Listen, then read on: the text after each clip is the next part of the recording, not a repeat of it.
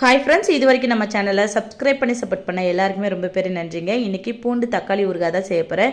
இந்த ஊறுகாவை இட்லி தோசைக்கும் தொட்டு சாப்பிட்டுக்கலாம். தயிர் சாதம், சாம்பார் சாதம், பருப்பு சாதத்துக்கு சைடிஷாகவும் எடுத்துக்கலாம். சுட சுட வெறும் சாதத்தில் சேர்த்து போட்டு சாப்பிட்டு பாருங்கள், அவ்வளோ டேஸ்டியாக இருக்கும். ட்ரை பண்ணி பாருங்கள், அப்புறம் நீங்களே சொல்வீங்க. வாங்க எப்படி செய்யலான்ட்டு பார்க்கலாம்.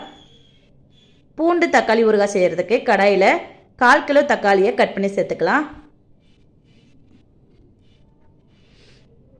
அது கூட ஒரு லெமன் சைஸ் புளியும் சேர்த்துக்கலாம்.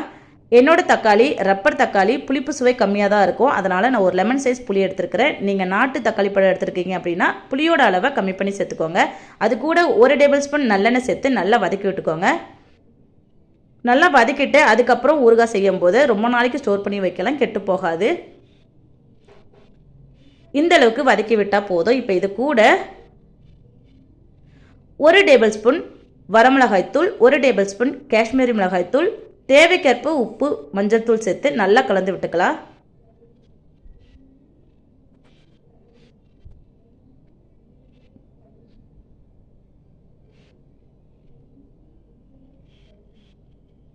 இந்த அளவுக்கு கலந்து விட்டால் போதும். இனி ஸ்டவ் ஆஃப் பண்ணிக்கலாம். இது நல்லா ஆறட்டும். ஆறினதுக்கப்புறம் ஃபைன் பேஸ்ட்டாக அரைச்சி ஒரு ஓரமாக வச்சுக்கலாம்.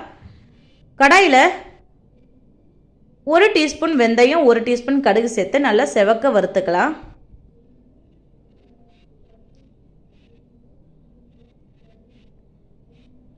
நல்லா வறுபட்டு வந்துருச்சு. இதை வேற ஒரு பிளேட்டில் மாற்றி சேர்த்துக்கலாம். நல்லா ஆறுனதுக்கப்புறம் ஃபைன் பவுடர் அரைச்சி ஒரு ஓரமாக வச்சுக்கலாம். இனி பூண்டு தக்காளி ஊறுகாய்க்கு தேவையான தாளிப்பு கொடுக்கலாம். கடாயில் 2 குழிக்கரண்டி எண்ணெய் சேர்த்துக்கலாம். எண்ணெய் எந்த அளவுக்கு சேர்த்து தாளிப்பு கொடுக்குறீங்களோ அந்த அளவுக்கு கெட்டு போகாமல் இருக்கும். எண்ணெய் நல்லா காஞ்சதுக்கப்புறம் 1 டீஸ்பூன் கடுகு சேர்த்து நல்லா பொரிய விட்டுக்கலாம். கடுகு நல்லா பொரிஞ்சு வந்ததுக்கப்புறம் 15 பல்லு பூண்டு சேர்த்து அது கூடவே 5 வரமிளகா, வாசத்துக்கு 2 கொத்து கருவேப்பிலை சேர்த்து பூண்டு நல்லா செவக்க வரணும், அது வரைக்கும் நல்லா வதக்கி விட்டுக்கலாம். நல்லா செவக்க வரும்போது நல்லா பஞ்சு போல் வெந்திருக்கும். தக்காளி ஊறுகாயில் நம்ம சேர்த்து அரைச்சிருக்கிற மசாலா எல்லாமே உள்ளே இறங்கி அந்த பூண்டு சாப்பிடும்போது டேஸ்ட் அவ்வளோ சூப்பராக இருக்கும். ட்ரை பண்ணி பாருங்கள். பூண்டு நல்லா செவக்க வணங்கி வந்துருச்சு. இப்போ நம்ம ஃபைனாக அரைச்சி வச்சுருக்கிற தக்காளி விழுது சேர்த்துக்கலாம். தக்காளி விழுது சேர்த்துட்டு எண்ணெயிலே நல்லா கலந்து விட்டுக்கலாம்.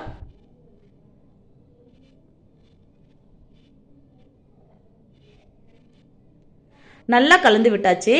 இப்போ நல்லா தக்காளி அந்த மசாலாவோட பச்சை சுமெல்லாம் போயிட்டு நல்லா கொதித்து எண்ணெய் பிரிஞ்சு வர வரைக்கும் நல்லா கொதிக்க விட்டுக்கலாம்.